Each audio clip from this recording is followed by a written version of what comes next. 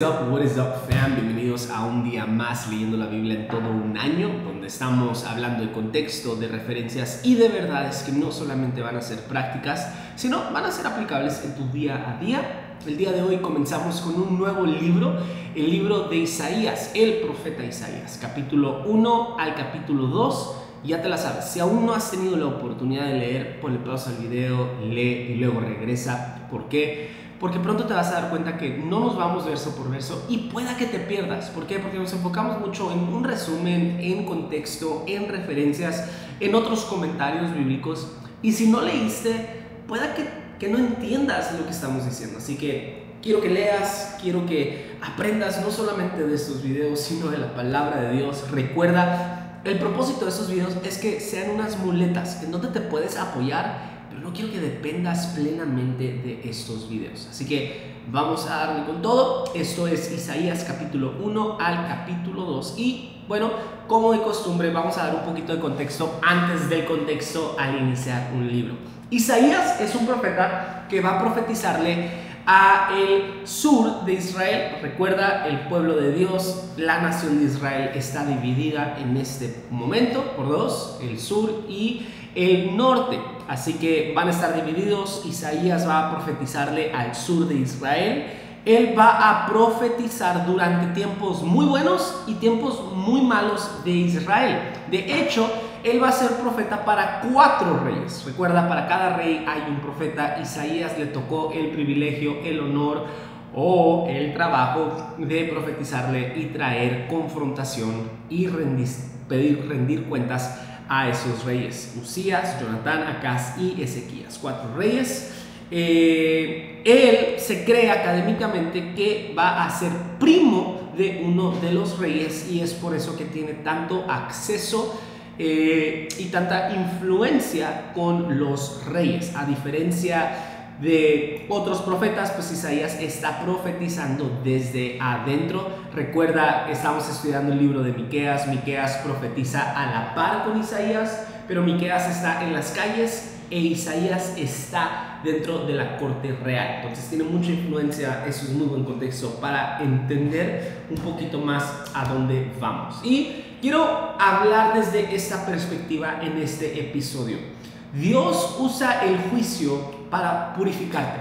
El fuego que Dios trae no es para destruirte. A diferencia de la mentalidad que tenemos sobre el fuego en el Nuevo Mundo, pensamos que el fuego es utilizado para destrucción, para dañar. El fuego es de cierta u otra manera visto como algo negativo. Bueno, en el antiguo mundo el fuego era visto como una manera de purificar. Entonces, quiero que recuerdes, Isaías va a hablar mucho del fuego y quiero que abordemos todo el libro con esta perspectiva. Dios usa el juicio para purificarnos. Dios utiliza el fuego no para quemarnos, no para acabar con nosotros, no para desaparecernos de la faz de la tierra, para que no quede ningún rastro como hoy en día se usa. No, Él lo va a utilizar para purificarte, no para destruirte. ¿Ok? Isaías capítulo 1 al capítulo 2, vamos a ver que el fuego no representa solo el castigo, sino una oportunidad divina para empezar de cero, para empezar de nuevo. Israel, en este caso, había caído en una rutina espiritual, como muchas de las veces tú y yo hemos caído. Sacrificios sin corazón, oraciones sin fe, adoración sin justicia. Pero en medio de toda la rutina, en medio de toda la monotonía, en medio del juicio de parte de Dios, Dios va a abrir una conversación y la va a poner en la mesa. Y va a hacer estas palabras: ven, vamos a razonar, vamos a dialogar lo que está sucediendo. Este episodio va a explorar cómo el fuego de Dios sigue siendo el mismo el día de hoy. No para destruirte, sino para transformar tu vida desde adentro. ¿Ok? Vamos a entrar rápidamente. Isaías nuevamente profetiza durante los reinados de Usías, Jotam, Acaz y Ezequías. Esos van a ser los 4 reyes el cual va a estar Isaías presente. Una era de poder político inmensa, brutal, pero ruina espiritual. Estaban en un declive espiritual. Ahora, el libro va a comenzar con una denuncia, como todos los profetas.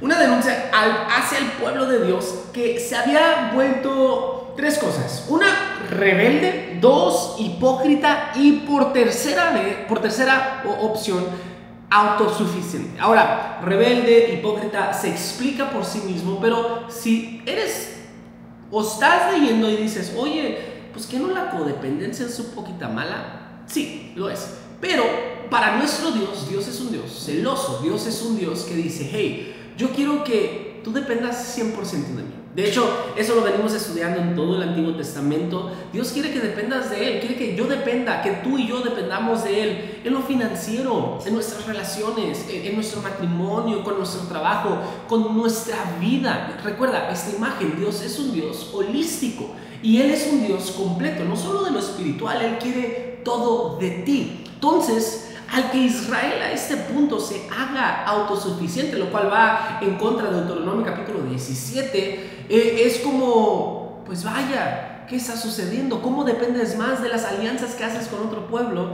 más que las alianzas que has hecho conmigo, más que el pacto que has hecho conmigo? ¿Cómo dependes más en el oro que has guardado para ti mismo, más que al creador del oro? ¿Cómo es que dependes más de tu reinado, de tus carruajes de guerra, de tus caballos, de tus soldados, más de el Dios de los ejércitos? ¿Cómo es posible? Entonces, para Dios es una ofensa bastante grande el que nosotros seamos autosuficientes, es decir, el que no necesitemos de Él, porque Dios quiere toda tu atención, Dios quiere toda tu vida, Él quiere todo de ti, no solo lo espiritual, sino también lo físico. Y esto es algo muy hermoso, muy romántico, aunque pudieras decir, oye, pues se ve un poco tóxico, ¿no crees? No, por supuesto que no, en ese aspecto. Ahora, el fuego de Dios va a aparecer no como un castigo final, recuerda la premisa que acabo de decir, sino como el proceso de purificación. El juicio de Dios siempre vendrá con una oportunidad a restaurar, a redimir lo que está roto y lo que está fuera de lugar. Ahora, Isaías va a mostrar dos ciudades muy interesantes a través de este libro. Va a mostrar a una Jerusalén corrupta y una futura Jerusalén llena de justicia y de paz. Y una ciudad llena de justicia y de paz. Una Jerusalén que está corrupta, que está en declive, que está haciendo lo incorrecto ante los ojos de Dios, pero una ciudad llena de justicia y de paz. Y una frase que vamos a ver repetida durante todo el libro va a ser en aquel día, en el día del Señor o en el día del final, dependiendo de la traducción que estás leyendo. Va a decir, la arrogancia humana caerá, solo la gloria de Dios permanecerá. Eso lo vamos a ver en el capítulo 2, verso 17. Ahorita lo abordamos, pero eso es lo que en general nos vamos a estar enfocando el día de hoy en el contexto. Ahora, Isaías, quiero que sepas, no es un profeta cualquiera. Oye, Josh, ¿los profetas tienen menos importancia? No, simplemente quiero que te percates de la influencia en su capacidad que tenía Isaías. Él crece cerca del palacio. Nuevamente, académicos creen y debaten que Isaías era parte de la élite, que era de hecho primo de Usías. Por eso la referencia que vamos a tener en el capítulo 6 pronto, que va a decir que en aquel día que Usías muere, Isaías ve al cielo y ve la gloria de Dios descender, ve a Dios sentado en el trono. Eso es referencia, uno, a pues lo allegado que era a Usías, y dos, también teológicamente se cree, bueno, no se cree, se afirma que también es hecha para ver esta imagen de aunque un rey físico no esté sentado en el trono, el Rey de Reyes, el Señor de Señores, Dios Todopoderoso, siempre está sentado en el trono. Entonces, es eso una de las olas las cuales confirman que lo allegado que era Isaías a Usías nos amerita a tener esta relación de primos, ¿verdad? Entonces es eso, esto nos va a hablar significativamente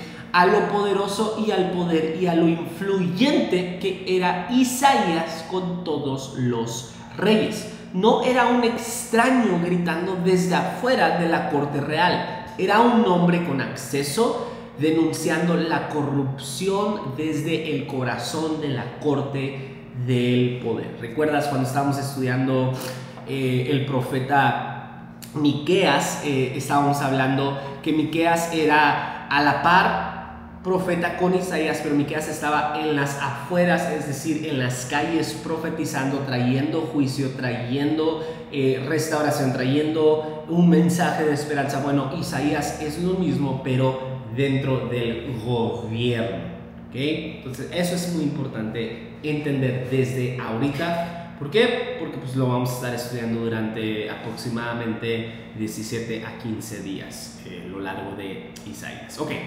Ahora, Judá vivía tiempos de prosperidad. Recuerda, Isaías está profetizando en Judá y en Jerusalén.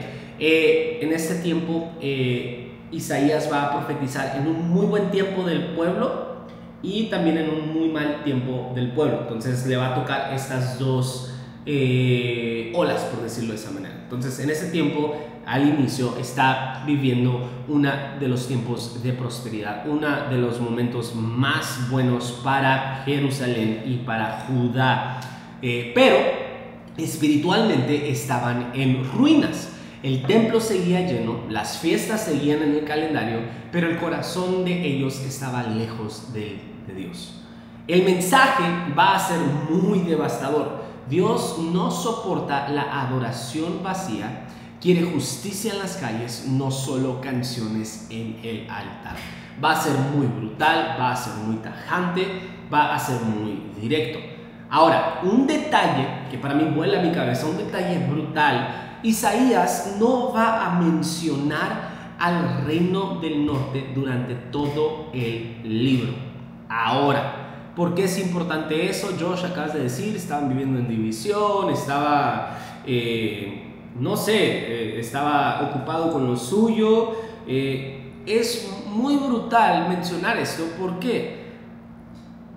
No es de que solo estaba, ardido Isaías, no es de que estaba enojado por la división que sucedió, sino nos habla más a algo que sucede en Números. Con el primer grupo de personas que salieron de Egipto, hubo una generación que se olvidó porque se olvidaron de Dios. Y más que nada, esto es prácticamente una asociación o un contraste de lo que sucede en Números.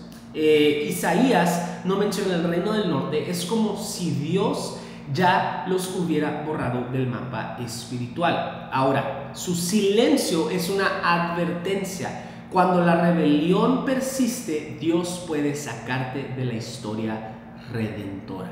Ahora, ¿por qué es importante entender esto? Bueno, Judá y Jerusalén era mejor que el norte. No, en teoría, no, pero estaban en una decadencia muy gacha, en una rebeldía constante. Y esto es lo que sé: Dios es un Dios de gracia, de misericordia, pero también es un Dios de justicia.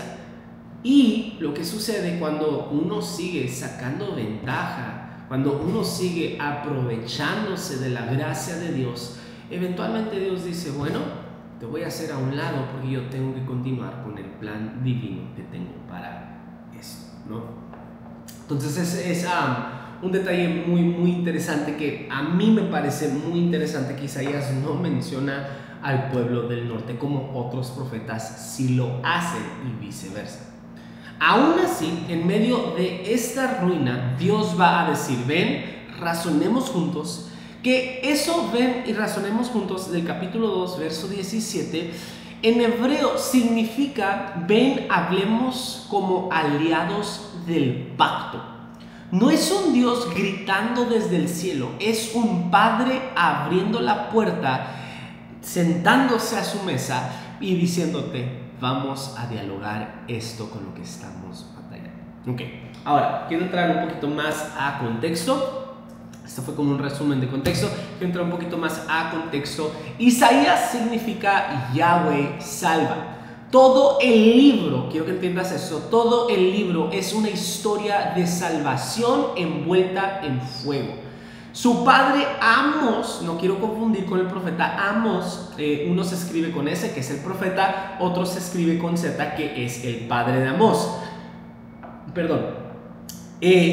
Su padre, de aquí es donde sacamos el árbol genealógico, posiblemente pertenecía a la familia real. Por eso Isaías tiene tanta presión y influencia política, porque nuevamente académicos afirman que era primo del rey Uzías. Ok. Ahora, en el capítulo 1, verso 11 al 15, Dios va a rechazar algo muy curioso. Él va a rechazar sacrificios, incienso y oraciones. No porque son malas, sino porque eran incongruentes con vidas injustas. Adoración, escucha bien, sin ética no tiene valor para él. Vamos a leer capítulo 1, verso 11 al verso 15. Dice: ¿de qué me sirven sus muchos sacrificios? Dice el Señor. Harto estoy de holocaustos de carne, sacrificios de carne y de la grasa de animales engordados, la sangre de novillos, corderos y machos cabríos no me complace. Si estás leyendo esto y entiendes muy bien lo que está sucediendo, dices: oye, te estás cuestionando, ¿cómo que no te complace si eso es lo que tú requieres de nosotros? ¿Por qué vienen a presentarse ante mí? ¿Quién les mandó traer animales para que pisotearan mis atrios? No me sigan trayendo vanas ofrendas. El incienso es para mí una abominación. Luna nueva, día de reposo, asambleas convocadas. No soporto sus asambleas que me ofenden. Yo aborrezco sus lunas nuevas y sus festividades se han vuelto una carga que estoy cansado de soportar. Cuando levantan sus manos, yo aparto de ustedes mis ojos, aunque multipliquen sus oraciones, no las escucharé. ¿Sabes lo que prácticamente está diciendo acá? Uno, que la adoración sin ética no vale nada, ¿no? Eso es lo que nos dice. Adoración sin ética no tiene valor para mí. Pero en realidad es Dios diciendo: ¿de qué me sirve que hagas toda la liturgia, que practiques en teoría el cristianismo, si en realidad no tiene congruencia con cómo vives, cómo piensas y qué piensas de mí?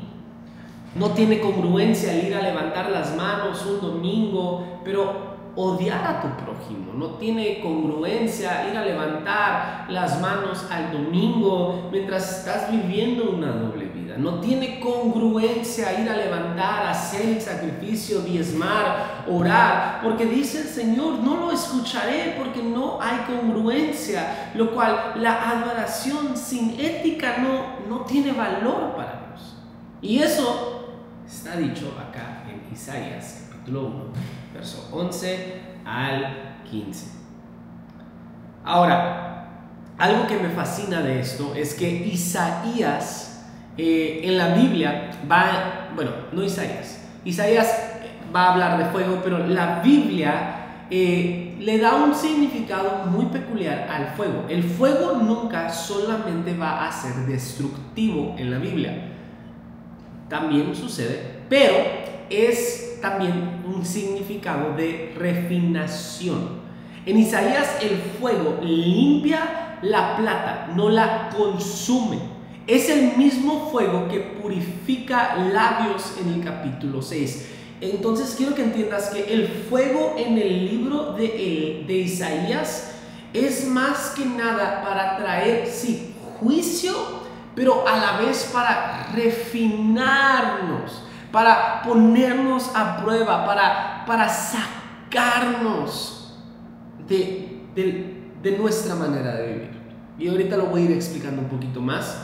Ahora, Isaías introduce la idea que más tarde va a inspirar a Juan en Apocalipsis, un nuevo Jerusalén, donde la gloria de Dios lo llena todo. Entonces, de hecho, aquí es una inspiración, está afirmada por académicos, pero el debate teológico sobre el fuego eterno versus la aniquilación tiene sus raíces aquí. Isaías presenta un fuego que consume completamente lo impuro, pero deja un remanente santo. Entonces, en los capítulos que están por venir, en los días que están por venir con nosotros, estudiando el libro de Isaías, vamos a desenglosar estas dos olas de prácticamente tormento versus aniquilación acerca del fuego. Entonces, eso lo vamos a hacer, lo vamos a ir conversando durante el libro de Isaías, pero lo quería mencionar acá. Y quiero simplemente mencionar el verso 18 del capítulo 1. Dice: vengan, pongamos las cosas en claro, dice el Señor. Aunque sus pecados sean como escarlata, quedarán blancos como la nieve. Aunque sean rojos como la púrpura, quedarán como la lana. Lo que está diciendo aquí Dios es: hey, estoy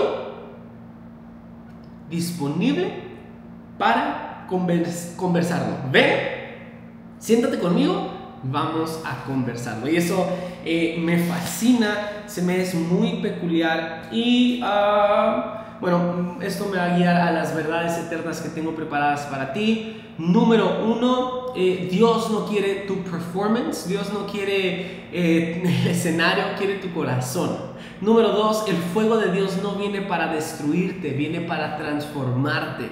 Número 3, cuando ignoras la justicia, tus oraciones pierden el poder. Asegúrate de no ignorar la justicia. Número 4, no puedes aparentar devoción y vivir sin compasión.